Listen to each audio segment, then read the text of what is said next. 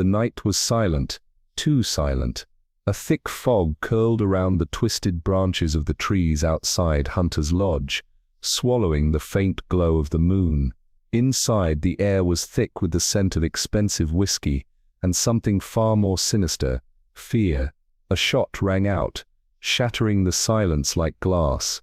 By the time the echoes faded, a life had already been claimed, no forced entry, no sign of a struggle, and yet the killer had vanished, just like the woman who was supposed to be there. It was the perfect crime, or so they thought, because there is no such thing as the perfect crime, and justice, no matter how delayed, always arrives. You are about to embark on a gripping journey into the world of mystery and intrigue. This tale, narrated by Dr. Rami exclusively for the Curious Case channel, will take you deep into the shadows of deception, where every clue is a trap, and every revelation unravels another layer of secrecy. Tonight we bring you The Whispering Manor, a story that echoes the brilliance of the golden age of detective fiction, yet holds a darkness uniquely its own. Hidden within the fog-drenched moors stands an ancient estate, its very walls whispering secrets of the past. When an unexpected visitor meets a tragic fate within its halls, the case appears simple, perhaps too simple, but as our brilliant yet enigmatic detective, Lucian Graves, pieces together the fragments of truth, he soon realizes that nothing is as it seems. The real question is not who committed the crime, but how deep the deception goes. Prepare yourselves for a tale where intellect prevails over brute force, where danger lurks not just in the night, but in the very minds of those who seek justice. As the tension coils tighter with each passing moment, remember, trust no one, question everything, and most importantly, keep your wits about you. Let the mystery begin. I chuckled. Good for you, Graves. You're becoming quite the public figure. Ah, but of course, Lucian Graves murmured, a faint smile touching his lips. It seems that even a brief illness cannot dull the fascination the world has for a man of intellect. But tell me, my friend, have I missed anything of importance during my unfortunate confinement? Not particularly, I admitted. Just the usual cases, missing heirlooms, jealous lovers, the occasional forgery. Nothing that would challenge that brilliant mind of yours. Just then, a sharp knock interrupted our conversation. The landlady poked her head through the door, her expression a mixture of curiosity and urgency. There's a gentleman downstairs, she announced. Says he must see you, Mr. Graves, or you, sir, seeing as he's in quite a state, and by the look of him, he's quite the gentleman too. I exchanged a glance with Graves, who motioned toward the bookshelf. Understanding his silent command, I pulled out the thick volume of the Registry of Notable Names. He took it from me, flipping through the pages with swift precision. Ah, here we are. Lord Reginald Harrow, second son of the late Viscount Harrow, married Eleanor Winslow in 1915, a rather distinguished lineage. I frowned. Winslow, wasn't she the actress who performed under the name Eleanor Wren? I recall she vanished from the stage after marrying some young aristocrat. Graves arched an eyebrow. A sudden retreat from the public eye often signals the beginning of a far more intriguing story. Curious, I made my way downstairs. The man awaiting me was in his early 40s, well dressed, yet his face was drawn with exhaustion, his movements restless. He looked as if he had been pacing for hours. As soon as he saw me, he stepped forward eagerly. Captain Sterling, is it? You are Mr. Graves' associate. You must listen to me. It is imperative that he accompany me to Blackwood Manor tonight. I'm afraid that won't be possible, I replied. Mr. Graves is still recovering from a rather severe case of influenza. The man's face paled. He exhaled sharply, running a trembling hand through his neatly cut. That is most unfortunate, because time is slipping away, and if we wait, I fear the truth will be buried forever. Tell me exactly what has happened. His throat tightened, and for a moment he seemed unable to speak. When he finally did, his voice was hoarse, filled with something close to desperation. It's my uncle, Lord Blackwood. He was found dead in his study last night. The doors were locked from the inside, the windows bolted shut. The servants had done nothing, and yet, when they broke down the door this morning, they found him slumped over his desk, a single playing card clutched in his hand. the ace of spades. A chill ran through me. Graves, still resting upstairs, may have been physically weak, but I had no doubt his mind was as sharp as ever, and something told me this was precisely the kind of puzzle that would spark his interest. "Mr. Harrow," I said slowly, "tell me everything. The only person in the world I truly trusted was murdered last night." The words hung in the air, heavy with grief, and something else, an undercurrent of raw anger. "Here in London?" I asked, my mind already racing through the possibilities. "No," Lord Reginald Harrow replied,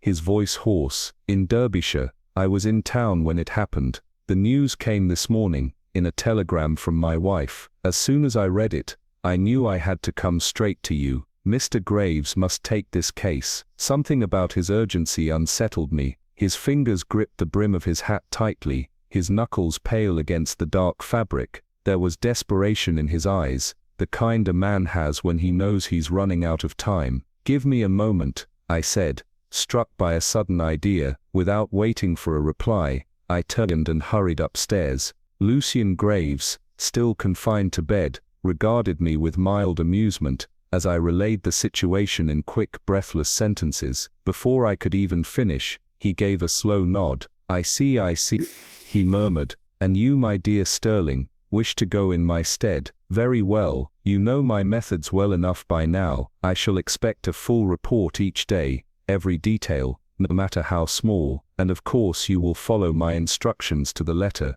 should I send them." I agreed at once. An hour later, I found myself seated opposite Lord Harrow in a first-class carriage, the train thundering away from London, its wheels carrying us toward the heart of the moors, and toward murder. "You must understand," Harrow began, staring out at the passing countryside. "Blackwood Manor, where this tragedy took place, is not our primary residence. It is merely a hunting lodge, isolated, surrounded by miles of desolate moors. My true home is near Newmarket, and for most of the year, my wife and I keep a flat in London. The manor is only occupied for brief weekends, and during the hunting season." I listened intently as he continued. "The estate is managed by an old housekeeper, Mrs. Holloway, a capable woman, trustworthy. We don't bring many staff when we visit, just a few servants from Newmarket when necessary. But my uncle, he made the manor his permanent home these past 3 years. He never saw eye to eye with my father or my elder brother,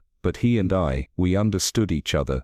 He paused, hesitating before adding, "Perhaps he saw a reflection of himself in me. I was always the black sheep of the family, the reckless one, the disappointment. But my uncle, Harrington Pace, he never judged me for it. In fact, I think he liked me all the more for it. And well, he was a very rich man. I, on the other hand, am not." The meaning behind his words was clear. A wealthy uncle, a struggling nephew, a convenient murder. But was it truly that simple? "Your uncle, was he a difficult man?" I asked carefully. Lord Harrow exhaled, his gaze darkening. "Exacting, yes, but not cruel. He could be demanding, but we lived together well enough. My wife, Eleanor, got along with him. He trusted her, he trusted me. And now, just 2 nights ago, someone walked into that house and killed him." I felt the weight of the case settling onto my shoulders. Somewhere in the cold, silent halls of Blackwood Manor, a killer was waiting, and soon enough,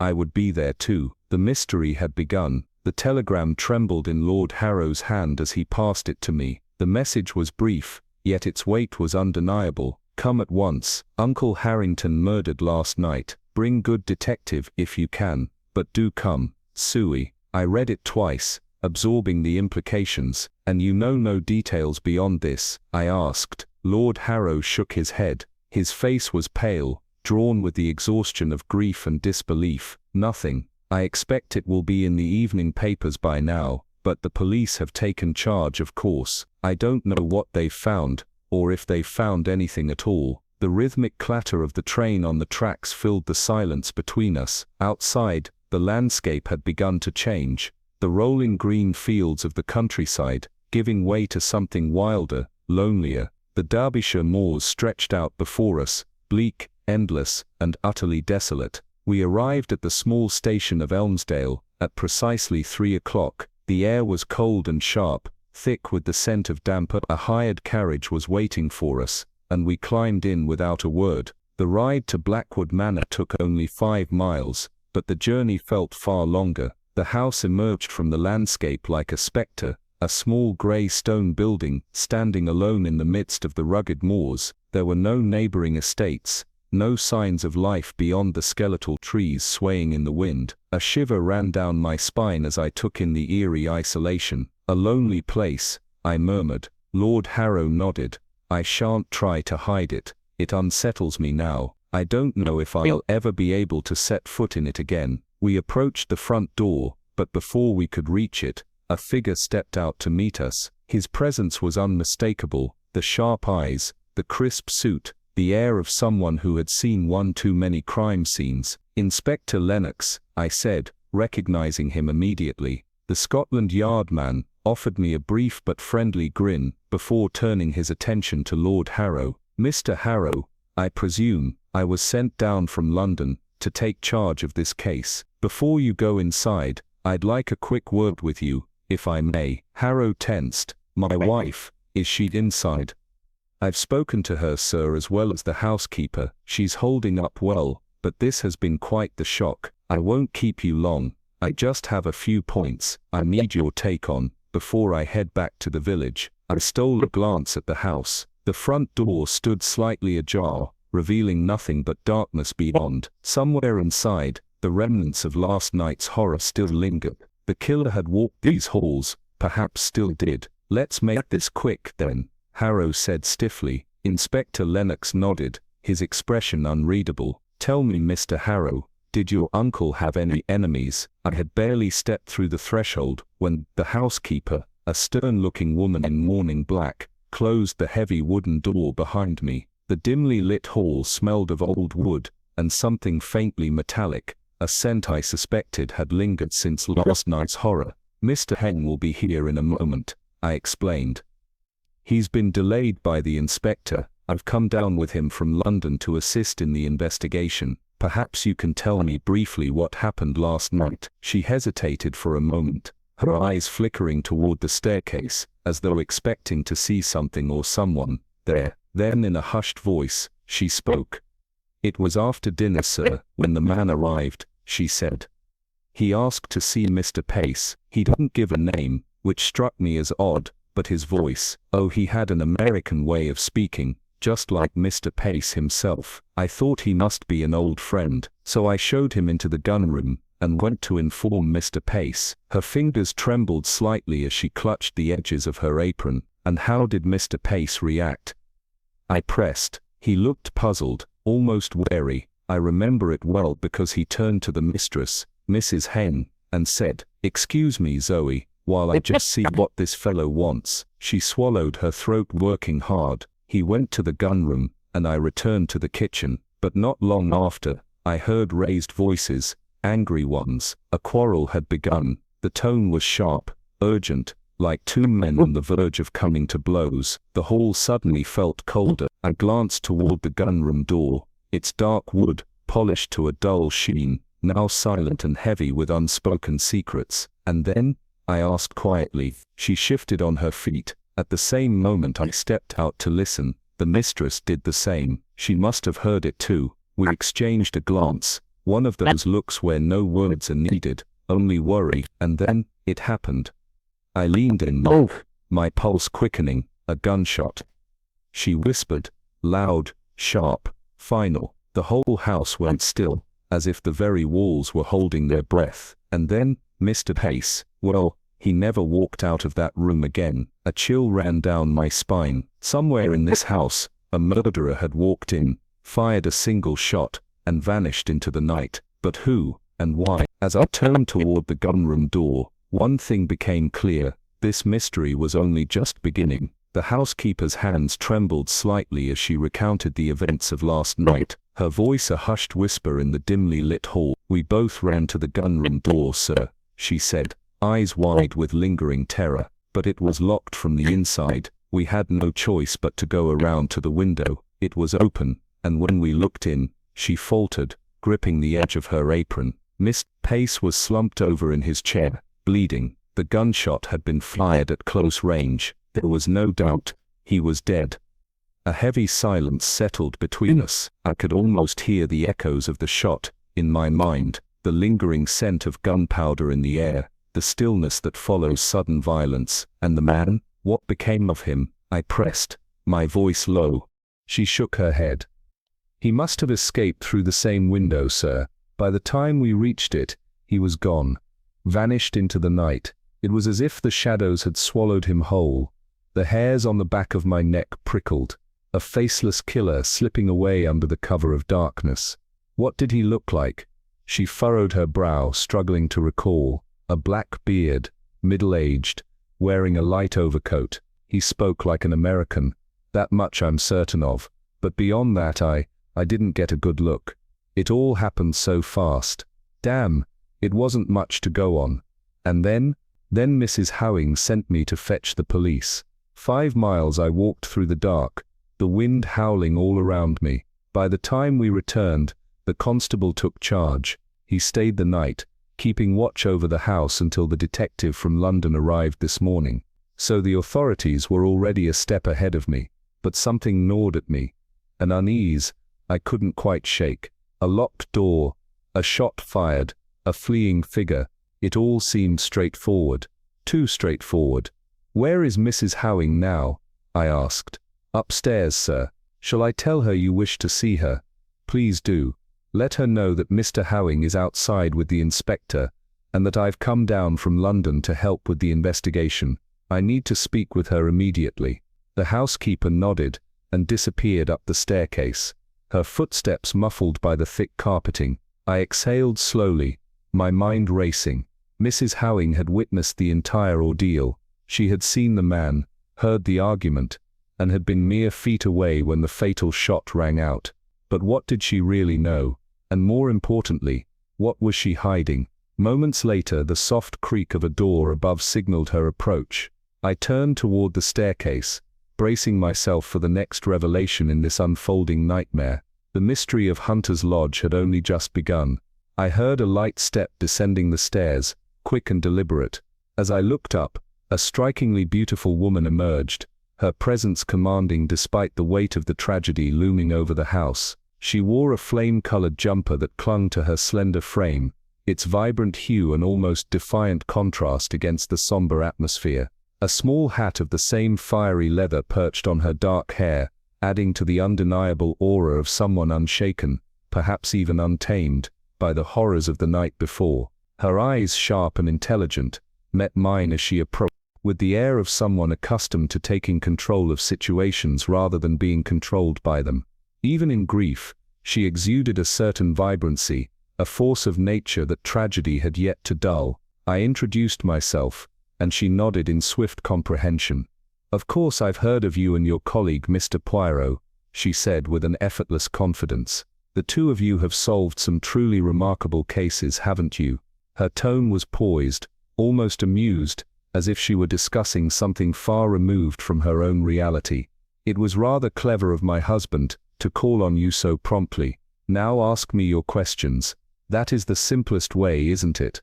I studied her for a moment before speaking. She was too composed, too prepared. The best witnesses are often those who are rattled, caught off guard. This woman, however, was neither. Thank you, Mrs. Howing. Let's start with the basics. What time did this man arrive? She tilted her head slightly, considering. Just before 9, I believe. We had finished dinner and were sitting over coffee and cigarettes when the housekeeper informed us of a visitor. Your husband had already left for London by then. Yes, he took the 6:15 train. Did he walk to the station, or was he driven? Our own car isn't here. A hired car from the garage in Elmersdale picked him up in time for the train. Her answers were crisp, efficient, with no hesitation, almost rehearsed. And Mr. Pace, I continued. Did he seem his usual self? Absolutely. He was in good spirits, completely normal. And this visitor, can you describe him? Her expression flickered just for a second, a brief hesitation that might have gone unnoticed by anyone less observant. I'm afraid not.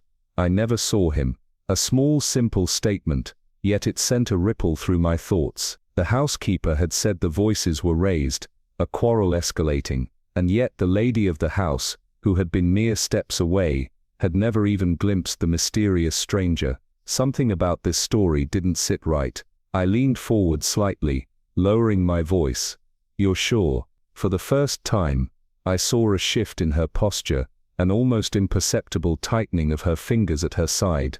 "Quite sure," she said, and there it was again, that too perfect certainty. The room felt smaller, the air heavier, the mystery of Hunter's Lodge was deepening by the second, and standing before me was a woman who might not be telling me everything she knew. Mrs. Middleton had shown the visitor directly into the gun room, her instincts dulled perhaps by routine or trust. When she informed my uncle, his reaction was not one of surprise, but irritation. Something about the visitor unsettled him, but he rose from his chair, sighed in mild exasperation, and strode towards the gun room without hesitation. Barely 5 minutes had passed when raised voices shattered the usual evening calm of the house. The argument was sharp, forceful, anger barely restrained. I had been sipping my coffee when the sharp, escalating tone sent a prickle of unease down my spine. I rushed out into the hall, nearly colliding with Mrs. Middleton, whose face had gone ashen.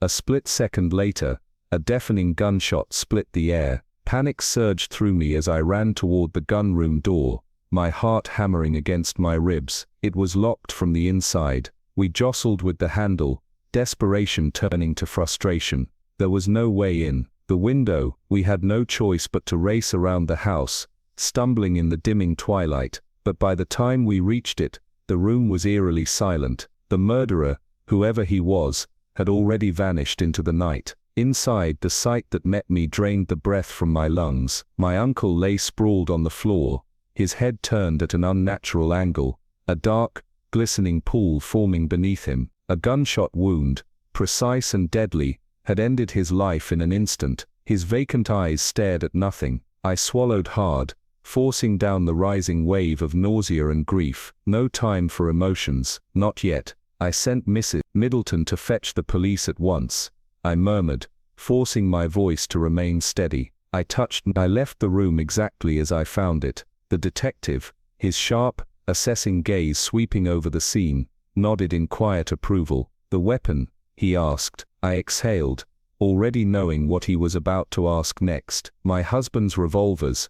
2 of them were mounted on the wall. One is missing." My fingers curled into my palms. I pointed this out to the police, of course. They took the remaining revolver with them for comparison. "Once they extract the bullet from my uncle's body, they'll know for certain." The detective's expression darkened. A stolen weapon, a locked room, a missing killer, none of it sat right.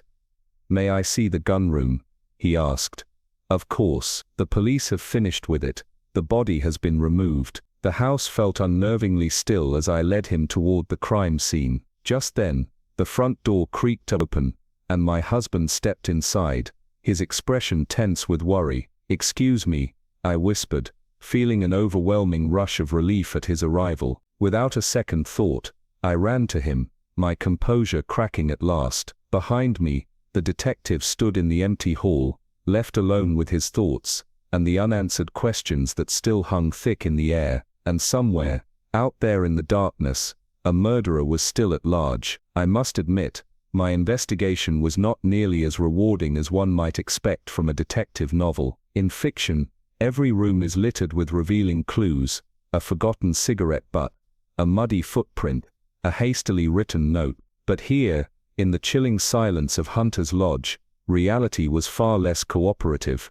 The only striking feature was the dark, coagulating stain on the carpet, where the life had drained from Harrington Pace. The sight of it stirred something uneasy in my stomach, but I forced myself to remain detached. I combed through every inch of the room with meticulous precision, brushing my fingers along the heavy wooden desk, scanning the bookshelves for any anomalies, and even peering behind the thick velvet drapes. Nothing. From my pocket, I retrieved my compact camera and snapped 2 photographs, one of the room as a whole, and another specifically of the bloodstain, ensuring I captured every macabre detail. Evidence, however small, was always better preserved than forgotten. Next I turned my attention to the window. The ground outside was a mess of overlapping footprints, a chaotic mix of shoes trampling over one another. Too many had come and gone since the crime.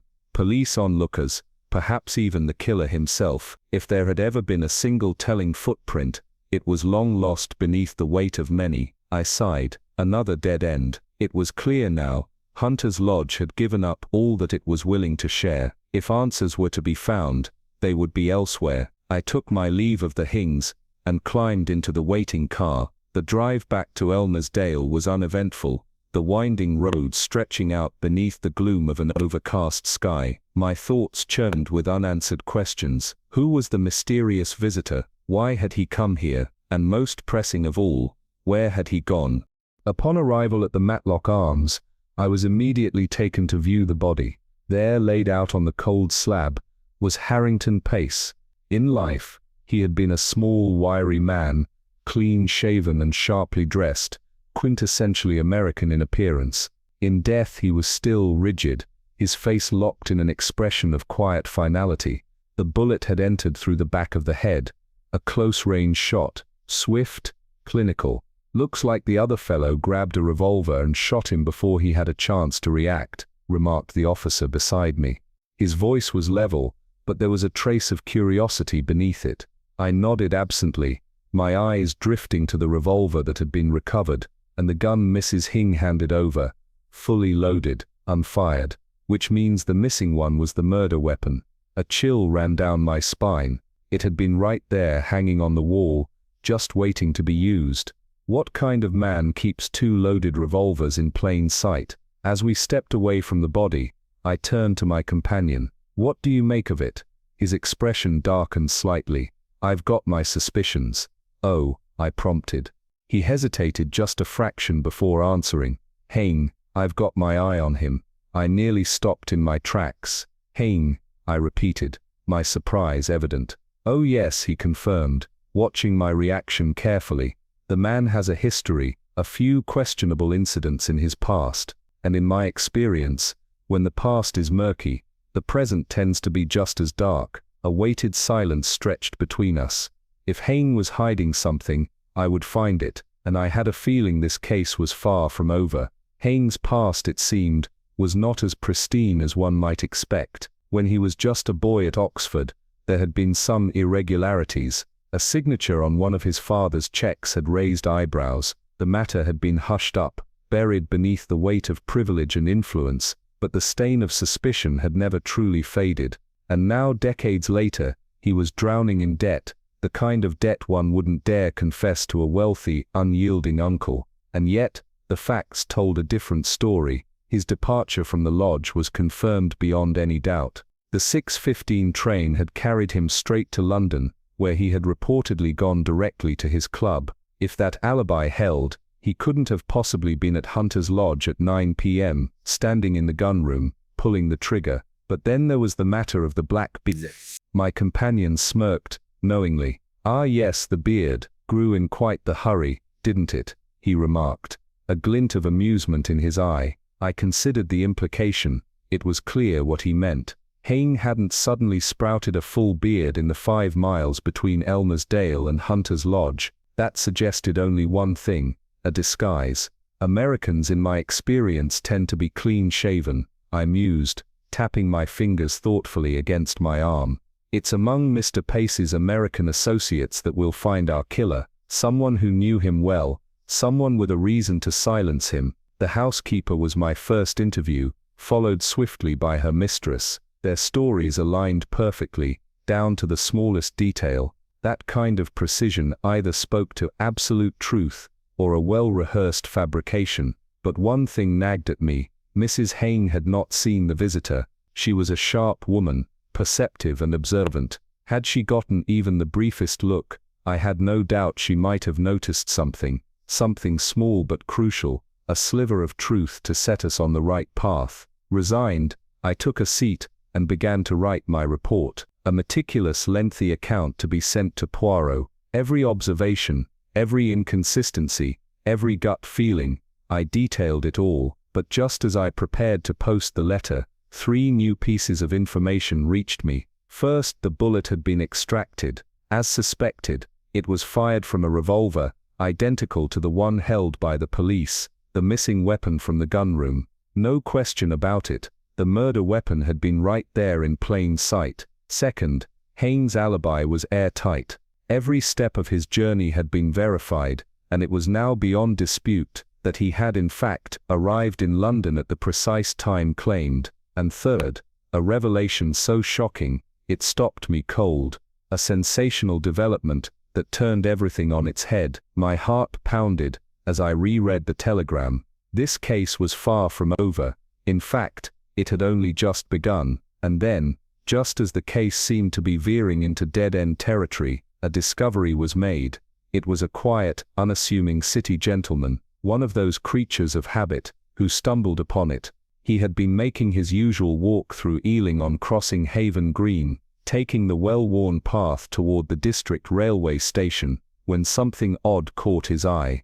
A brown paper parcel, wedged between the iron railings of the park's fence, a peculiar sight. Something about the way it had been placed, neither discarded nor truly hidden, made him pause. Curiosity got the better of him. He reached down, pulled the parcel free, and peeled back the rough folds of paper. Inside, lying cold and ominous in his palm, was a revolver. The man wasted no time delivering it to the nearest police station, and by nightfall, the truth had come to light. The weapon was an exact match to the one we had been searching for. The missing gun, the twin to the revolver Mrs. Haynes had surrendered to the authorities. A single bullet had been fired from it.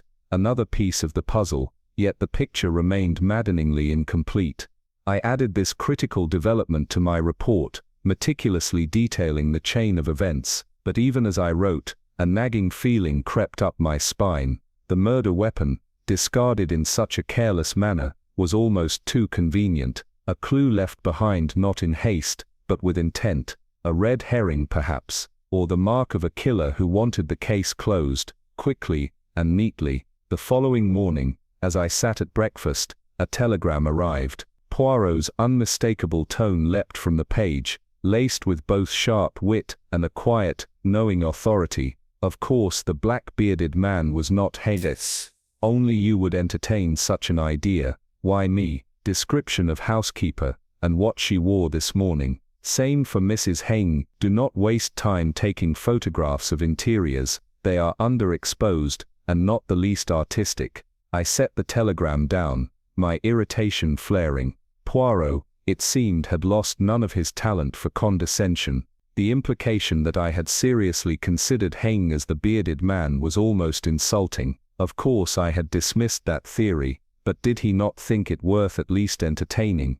And then there was his peculiar request, the clothing of the two women. Why would that detail matter? It struck me as trivial, absurd even, compared to the far weightier discoveries we were making. But Poirot was nothing if not methodical. He saw patterns where others saw noise. Still, I couldn't shake the feeling that he was irritated, jealous, even of my position at the scene, with full access to the case.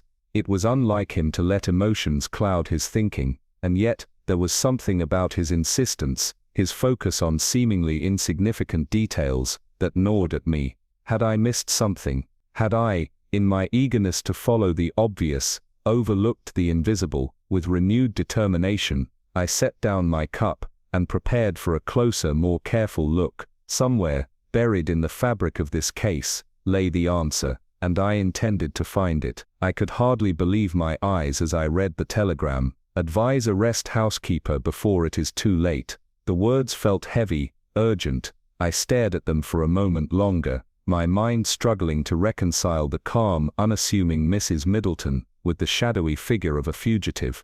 I rushed to the inspector, shoving the wire into his hands. He scanned it quickly, and let out a low whistle, shaking his head.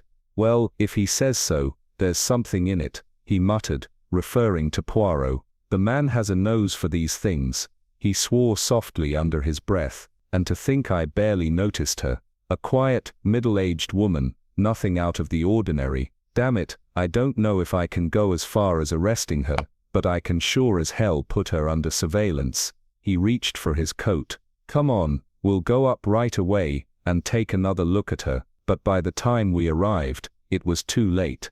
Mrs. Middleton, The composed, reserved housekeeper who had blended so seamlessly into the background was gone, vanished. Not a trace left behind. Her room was neat, disturbingly so.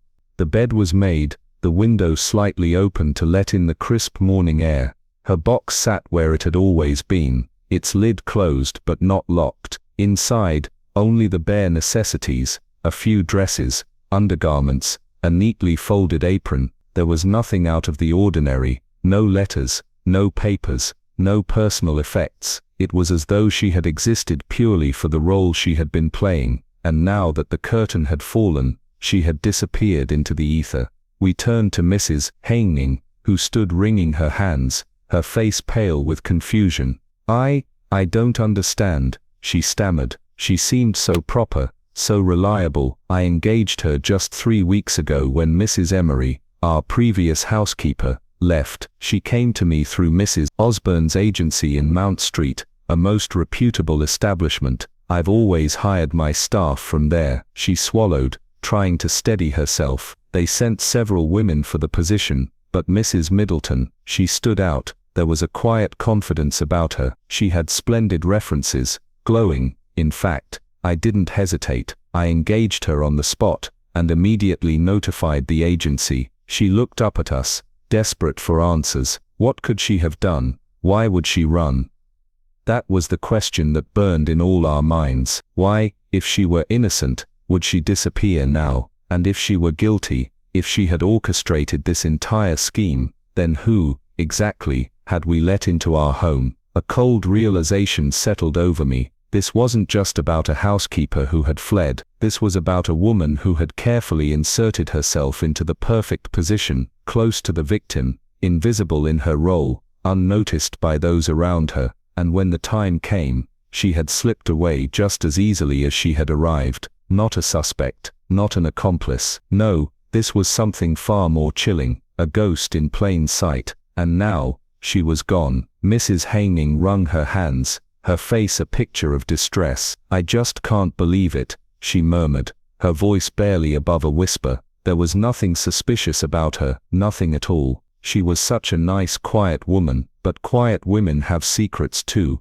Despite her apparent innocence, the facts stood against her. She couldn't have pulled the trigger. Mrs. Haining had been with her in the hall, at the precise moment the fatal shot was fired, and yet, there was no denying her involvement. Why else would she vanish the very moment suspicion drew near? A guilty woman runs, but so does a woman who knows too much. I wasted no time in wiring Poirot the latest developments. My instincts urged me to return to London, to dig into the records at Mrs. Osborne's agency, and uncover who this woman truly was. But Poirot's response was swift, his instructions characteristically precise. Useless to inquire at agency. They will never have heard of her. Find out what vehicle took her up to Hunter's Lodge when she first arrived. The simplicity of his deduction sent a chill down my spine. Of course, if she had slipped into this role unnoticed, it was unlikely she had come through normal channels. But how had she arrived in the first place? Elmersdale was a small isolated town,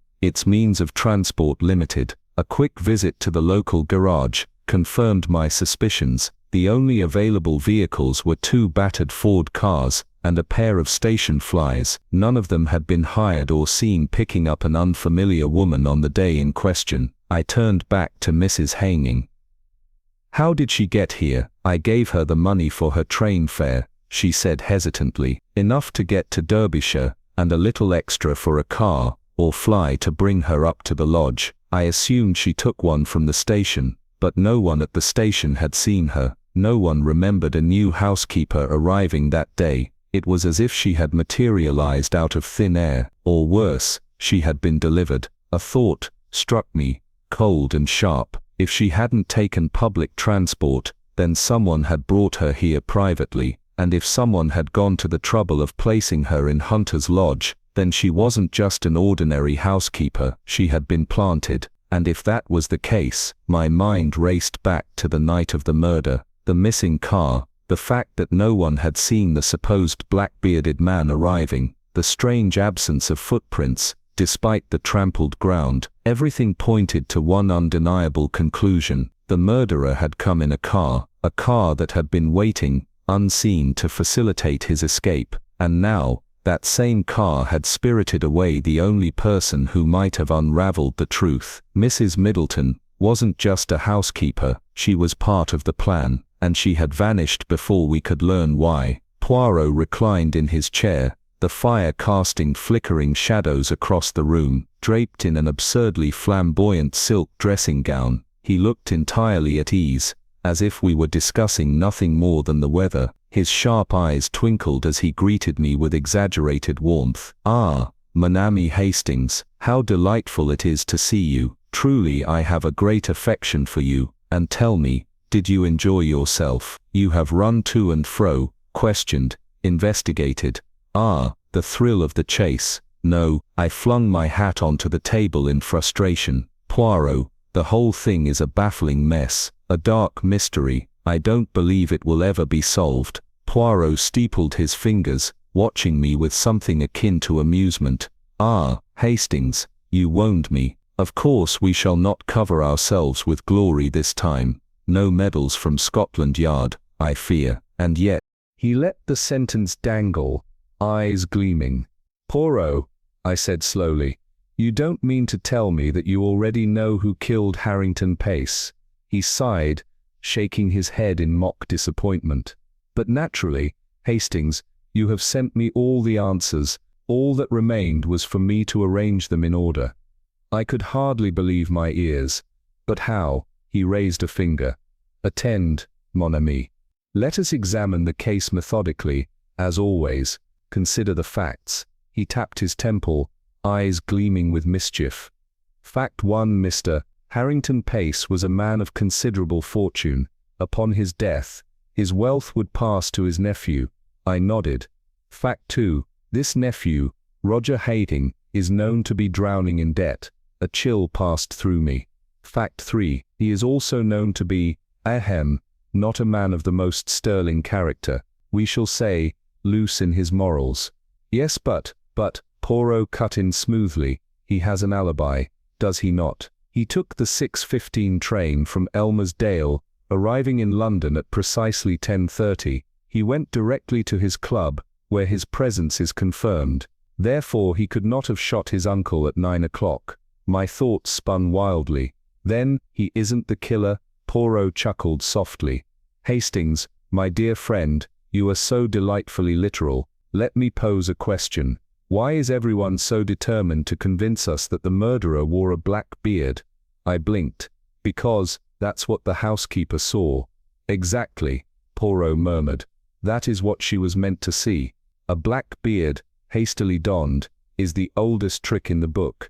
It is a disguise meant to mislead. And who better to deceive than a woman whose entire presence in the house was orchestrated for that very purpose?" I stared at him, the pieces beginning to click into place. "Mrs. Middleton," I whispered. "Precisement," Poirot exclaimed. "She was no housekeeper, my dear Hastings. She was an accomplice, planted in the house to serve a single purpose, to be the perfect witness for a crime that had already been arranged in advance." I shuddered as the realization struck me. That means, the murderer was never a mysterious outsider, he was someone she already knew. And not just knew, Poirot said, his voice low and measured. Someone she helped, right up until the moment he no longer needed her. And that is why she vanished. Because she understood too late, that a pawn, once played, is discarded. The weight of his words settled over me like a storm cloud. "Then who?" I began, my voice barely above a whisper. Poirot leaned forward, a knowing smile on his lips. "Ah, Hastings, that, my friend, is where the story truly begins." Poirot leaned back, his fingers steepled in deep thought, his sharp eyes watching me with quiet amusement. The fire crackled in the dimly lit room, the shadows dancing against the walls. Outside, the wind howled, a fitting backdrop to the dark mystery that lay before us.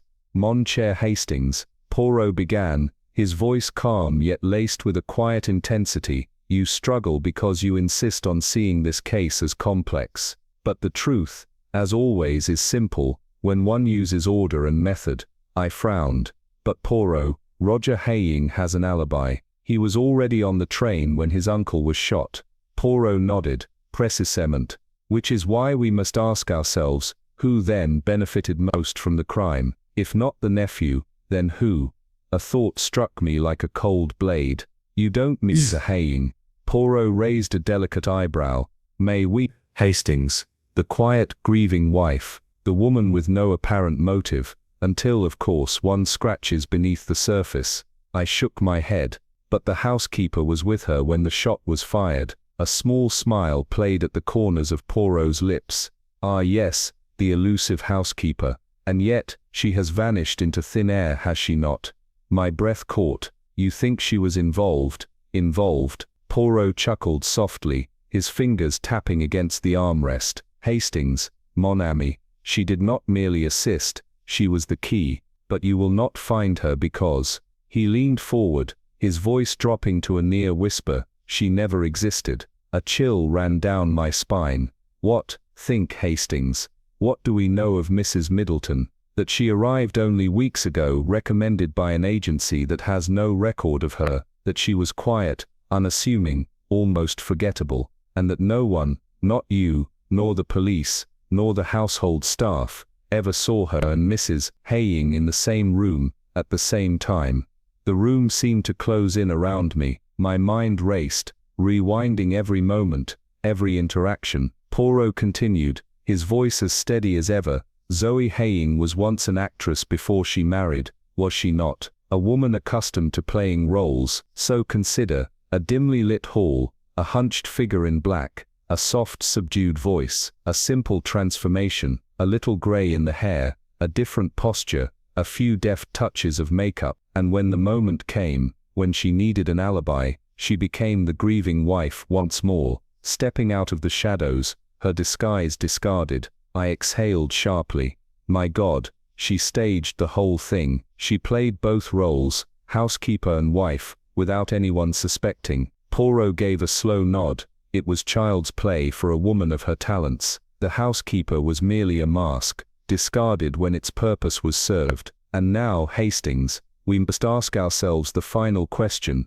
If a woman is capable of such a deception, what else might she be capable of? The flickering firelight cast deep shadows across Poirot's face, and for the first time in my life, I felt the full weight of the brilliance, and the danger of the mind that sat across from me. The mystery, it seemed, was only just beginning. The fire crackled in the dimly lit room, casting flickering shadows on the walls. Poirot, seated in his usual chair, watched me with an amused glint in his eyes. Outside, the wind howled through the narrow London streets, as if whispering the secrets of the case we were unraveling. Hastings, mon ami, Poirot murmured, steepling his fingers. It is always the same with these criminals. They are clever, yes, but they do too much. A crime perfectly executed is one where no trickery is needed at all, and yet, they always insist on adding an unnecessary flourish, one that inevitably leads to their undoing. I frowned. You mean the revolver? But Roger Hanning had an alibi. He was seen traveling to London when the crime was committed. Poirot let out a small chuckle. Precisely. That, my dear Hastings, was their fatal mistake. He was too eager to be seen, too eager to have his presence noticed. And when one is too eager, one reveals oneself. A chill crept down my spine. But the revolver found at Ealing, are you saying it was planted? Poirot nodded. Roger Hanning's role in this affair was simple. He needed to mislead the police. A man who kills on impulse, Hastings, does not take his weapon on a journey to another city before conveniently discarding it in a public place. No, the true murderer needed to pull attention away from Derbyshire, away from Hunter's Lodge, and so the revolver was taken to London, one shot fired to give it the necessary evidence of use, and then abandoned where it would be found. I gritted my teeth. So while the police focused on a gun in Ealing, the real crime remained untouched in Derbyshire. Poirot's eyes gleamed. Très bien, Hastings. You are learning, but the brilliance of the deception does not end there. The housekeeper, Mrs. Middleton, she does not exist. I gasped. You mean? Poirot leaned forward, his voice soft but cutting. Mrs. Hanning played both roles. It was simple. Darkened halls, subdued voice, a disguise worn only at moments of necessity, a shift in posture, a change in mannerisms, and voila, the perfect alibi. While we all searched for a missing housekeeper, the true killer stood right in front of us, mourning her husband's uncle with crocodile tears. I felt a cold sweat break on my brow. But why? Why go through such lengths? Poirot tapped his temple. Why? Because simple murder is foolish. True success lies in creating a crime so perfect that suspicion falls elsewhere. Zoe Hanning knew her husband needed an inheritance, but if Roger killed his uncle, it would be too obvious, and so she played the long game. She became the housekeeper, provided herself an alibi, and framed an imaginary intruder, a black-bearded man who never existed. I exhaled sharply, the weight of the revelation sinking in, and in the end they almost got away with it. Poirot gave a small satisfied nod. Almost. But mon ami, there is one thing even the most cunning criminals cannot hide from: logic. And logic, Hastings, never lies. As the fire burned low, I realized the depth of the deception we had uncovered, the brilliance of the crime, the elegance of the trickery. It was all unmasked by the razor-sharp mind of Hercule Poirot, and for the first time in my life, I felt the full weight of what it meant to stand beside him. The case was closed, but the game? The game would never end. The fire in Poirot's study burned low, casting long shadows against the mahogany-paneled walls. A thick silence hung in the air, broken only by the distant chime of a clock. Poirot, ever composed, gazed into the flames, his fingertips lightly pressed together in contemplation. "So Hastings," he murmured at last, "you see how beautifully simple it all was, non?" I exhaled sharply, my mind still struggling to grasp the depths of the deception. Simple? Poirot, this was the most intricately planned crime I have ever seen. The perfect alibi, the planted revolver, the vanishing housekeeper. It's beyond belief. A small smile tugged at the corner of his lips. "Mais oui, my friend, and that is precisely why it was doomed to fail. It was too perfect, and perfection, mon ami, is unnatural." I leaned forward, still trying to piece it all together. So Mrs. Hanning, she played both roles, the grieving wife and the mysterious housekeeper. Exactment. Poirot's eyes glowed with satisfaction. She was an actress before her marriage, was she not? A woman skilled in illusion, in changing her face, her voice, her entire being. It was a performance, Hastings, and we were the unwitting audience. I swallowed hard. And Roger Hanning, he was part of the plan all along. Poirot nodded. A desperate man, drowning in debt, yet patient enough to wait for his inheritance. But waiting is tiresome, Hastings, and when greed whispers, even the weakest of men can be coaxed into murder. I shuddered, and yet we could not prove it. Poirot sighed, his gaze heavy with thought. Alas, no. The evidence was there, but not in a form the law could accept. A theory, no matter how sound, is not enough to condemn. The weight of it all pressed down on me. So they got away with it. "Ah, Hastings," Poirot said softly, his expression unreadable. "No one ever truly gets away with murder." A chill ran through me as he reached for the newspaper on the side table. His slender fingers unfolded it carefully, revealing the bold headline, "Air Mail to Paris crashes, all aboard killed." I scanned the article, my breath catching as I saw the names. Roger and Zoe Hanning. My voice came out hoarse. "Poirot, you knew this would happen." A faint enigmatic smile played on his lips. "No, Hastings, but I knew this when one tempts fate. Fate often has the last word." I sat back, staring at the flickering flames, my mind spinning with the weight of what had transpired. They had won, they had fooled the world, but justice, true justice, had found them in the end. The case was closed, but the darkness of the human heart, that was a mystery that would never be solved. Thank you very much for listening to this story narrated by Dr. Rami. Don't forget to subscribe to the Curious Case channel, and be sure to leave a comment.